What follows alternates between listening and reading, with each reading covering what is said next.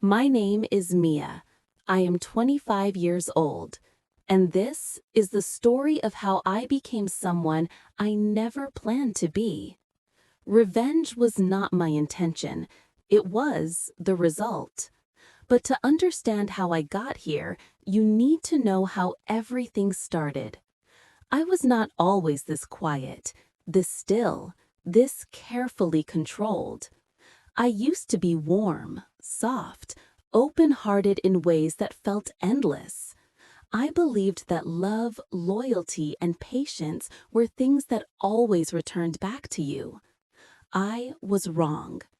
I grew up in a small town a few hours outside the city, a place where everyone knew your name, your parents, your childhood mistakes, a place where memories stayed even when you wished they wouldn't.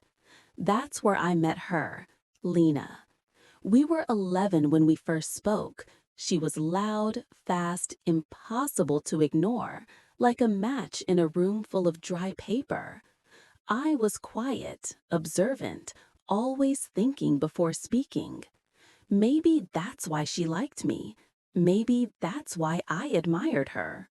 We became inseparable, two halves of one identity. People joked about us being sisters. We liked that. We shared futures in whispered conversations. We promised to never leave each other behind. And I meant it. But promises mean nothing to someone who only values what benefits them at the moment. When we were 19, we moved to the city together for university. It felt like stepping into a bigger world. Loud clubs, cheap takeout, long conversations on balconies at night. We were still us, or at least I thought we were. Things shifted slowly, almost invisibly. Lena liked being the center, the one people remembered, the one they first looked at when entering a room. I never competed. I didn't think I had to. But jealousy does not need a reason. It only needs space to grow. I started noticing how she compared us, how she needed to be the one praised, how she needed to be chosen. I ignored it because love makes excuses. Then came Noah. He was not extraordinary to most people, but to me, he felt like calm water after years of waves. We met at a coffee shop near campus. I was studying. He asked about the book I was reading. We talked. It was easy. He had kind eyes, the kind that make you feel understood without speaking.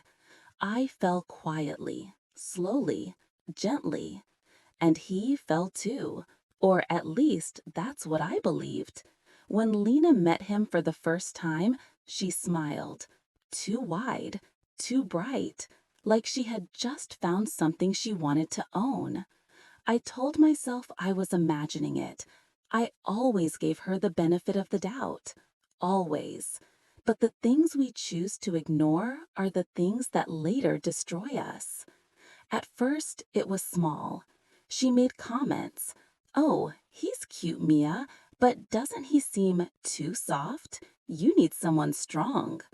Or, "Are you sure he's really into you? Sometimes guys like him just want attention." It was not what she said, but how she said it. Like she was planting seeds she expected to grow. Noah defended me when he heard her speak that way. He said he liked my softness, that it was my strength. I believed him, and that made her angry. She began to insert herself everywhere. Sudden visits, plans that didn't include me, inside jokes with him I was not part of. She liked the idea of being irreplaceable. But truly secure people do not need to steal what others have. The night my world shifted was ordinary. Movies, popcorn, a dim living room.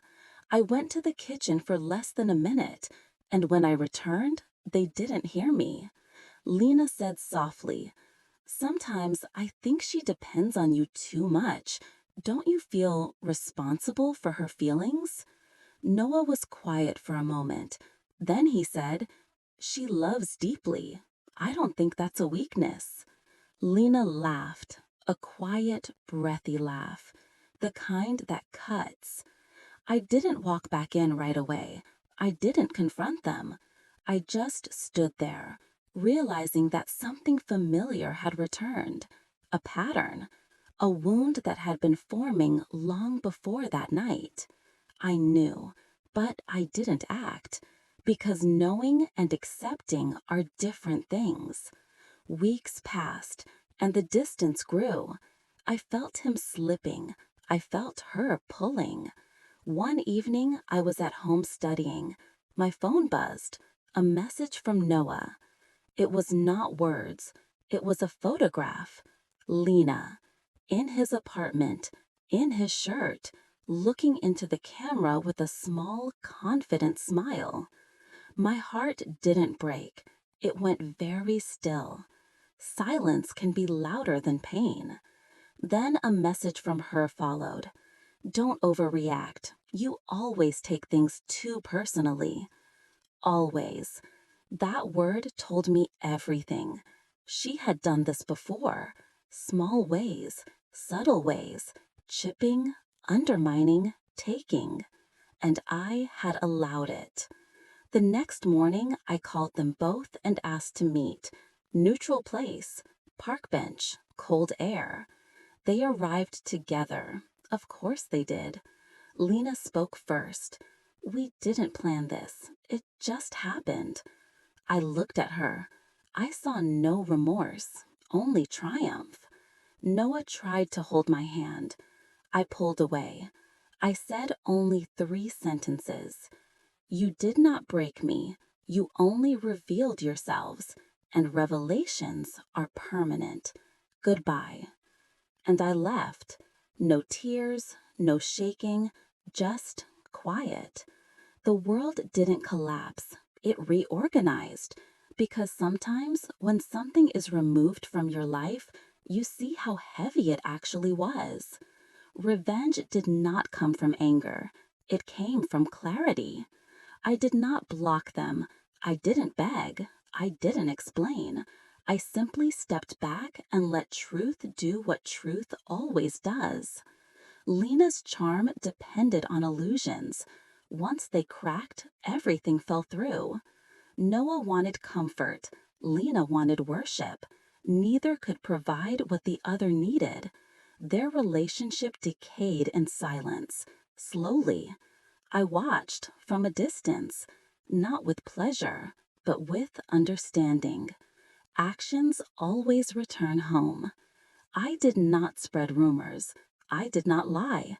I simply told the truth when asked. Her parents, her internship supervisor, her closest friends. Calm, direct, without emotion. Not to destroy her life, but to finally stop protecting the image she used to hurt me. Consequences are not cruelty. They are education. Months passed. One evening, Lena called me. Her voice was small, cracked, fractured. "Mia, I didn't think it would go this far." I said nothing. She whispered, "Do you hate me?" I looked out my window. The city lights were quiet. The sky was dark. I felt nothing. "No," I said. "Hate means I still care." Silence stretched between us. "I just don't, not anymore." And that was the end. Not the betrayal, not the breakup, not the loss. The end was the moment I became indifferent. Because the opposite of love is not hate. It is the absence of attachment. I do not wish her suffering. I do not wish him regret. I simply do not wish anything for them. They are no longer part of my story. This is not a tragedy. It is a transformation. I didn't become cold. I became aware. And that awareness is something I will never apologize for. My name is Mia. I am 25 years old. I am no longer who I was, and I am not sorry.